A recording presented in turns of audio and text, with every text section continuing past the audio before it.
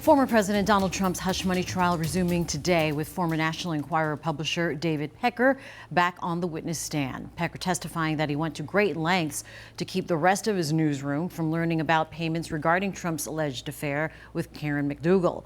Pecker said he was concerned the payments would raise questions. Meanwhile, dozens of protesters carried signs chanting, "No one is above the law." And as his hush money trial plays out in New York, the former president is the subject of proceedings at the Supreme Court. Justices today hearing arguments on Donald Trump's presidential immunity case. Trump arguing he's immune from being prosecuted in a federal election interference case, but the court appears skeptical. NBC's Laura Jarrett has more. The high court forced to confront the key question that will determine if Donald Trump goes to trial for trying to overturn the last election before the election this November. This as the former president faces fresh legal jeopardy for his efforts to subvert the 2020 election results.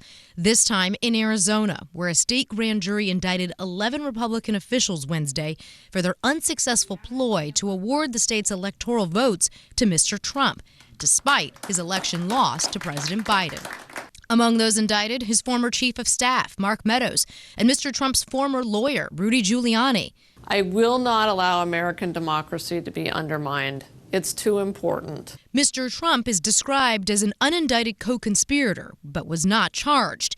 Yet his efforts to stop the peaceful transfer of power. We will never give up. We will never concede. Also at the heart of the case in front of the U.S. Supreme Court today, as his legal team hopes to persuade the justices he should be held completely immune from the charges.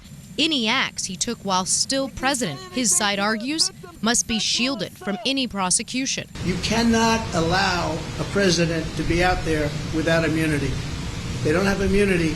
You don't have a presidency. But a federal appeals court was unpersuaded, using stark hypotheticals on what a future president could do and still avoid criminal charges. Could a president order SEAL Team 6 to assassinate a political rival? In the view of Mr. Trump's lawyer, yes.